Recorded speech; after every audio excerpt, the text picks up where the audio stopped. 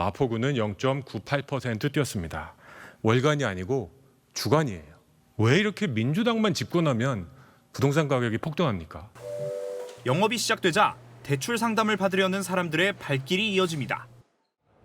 아직 정모도 되지 않은 시각인데요. 이미 은행 내 모든 대출 상담 창구가 꽉 차서 상담을 받기 위해서는 대기를 해야 하는 상황입니다. 내일부터 강화된 DSR 규정이 적용돼 개인 대출 한도가 줄어들고 고강도 대출 규제로 은행들의 가계대출 총량도 반토막 난다는 소식에 직장에 연차까지 내며 상담을 받으러 온 겁니다. 내일서부터 규제가 좀 더 대출 규제가 강화된다고 해서 부동산에서 오히려 대출 받을 수 있느냐고 걱정을 많이 하시더라고요. 그래서 오늘 월요일에 바로 상담을 받게 됐습니다. 은행들이 줄줄이 비대면 대출을 중단한 것도 직접 지점을 찾게 만든 원인이 됐습니다. 지금 이미 막혔고 막히고 있으니까 최대한 빨리 상담하고 결정하는 게 낫겠다 싶어가지고. 은행들도 대출 모집인을 통한 주담대 접수를 중단하는 등 추가 조치에 나설 예정이어서 금융권의 대출 문턱은 더욱 높아질 전망입니다. 이번 대출 규제는 서울 아파트의 3분의 2가량이 직접 영향을 받을 정도로 역대급이란 평가를 받고 있습니다. 하지만 외국인에게는 적용되지 않다 보니 역차별 논란도 나옵니다. 오은선 기자가 취재했습니다. 지난 4월 1970년대생인 중국인 A씨는 서울 강남의 50억 원대 아파트를 3채나 사들였습니다. 그중 2채는 투자용이었습니다. 전국적으로 외국인들의 국내 주택 매입 건수는 꾸준히 늘고 있는데요. 서울 강남 3구와 한강벨트 등 고가 아파트가 몰려있는 인기 지역 역시 외국인들이 잇따라 매입에 나서고 있습니다. 이번 고강도 대출 규제로 외국인들의 고가 아파트 쇼핑이 더 활발해질 것이란 지적이 나옵니다. 우리 국민의 수도권 주담대 대출 한도는 6억 원으로 제한됩니다.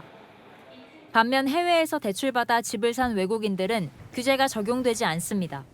외국인 같은 경우는 이제 자국에서 들여오잖아요. 대출 규제로 인해서 더 심화될 거라는 생각이 듭니다. 또 대출 이용 시 6개월 내 전입 의무 규정이 적용되지 않습니다.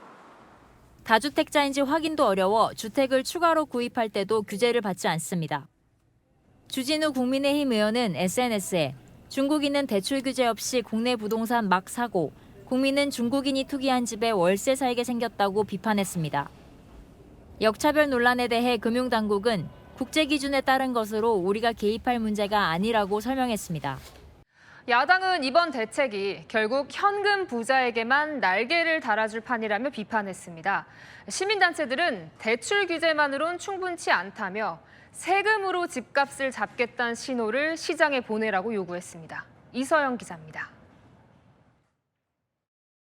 수도권 주택담보대출 한도를 최대 6억 원으로 제한하기로 한 이재명 정부의 부동산 대책에 대해 국민의힘은 현금을 많이 가진 부자에게 유리한 대책이라고 비판했습니다. 김은혜 국민의힘 의원은 현금 부자, 외국인에게 날개를 달아줄 수 있다고 주장했습니다. 실수요자는 대출을 못 받아 집을 못 사고 대출 필요 없는 자산가들의 투기만 부추길 거라는 겁니다. 민주당 정부의 부동산 정책에 대한 비판도 나왔습니다. 제가 사는 마포구는 0.98% 뛰었습니다. 월간이 아니고 주간이에요. 왜 이렇게 민주당만 집권하면 부동산 가격이 폭등합니까? 시민단체들은 종합부동산세 등 보유세를 높여 집값을 잡으라고 압박했습니다. 세금으로 집값을 잡을 수는 없다고 하지만 세금 없이는 집값을 잡을 수 없습니다. 조세제도의 개편이 종합적인 개편이 필요합니다. 경실련도 윤석열 정부가 무력화시킨 종부세 등 보유세 세제를 원상 회복하라며 이재명 정부의 공급 확대 공약은 현실을 무시한 단순화라고 비판했습니다.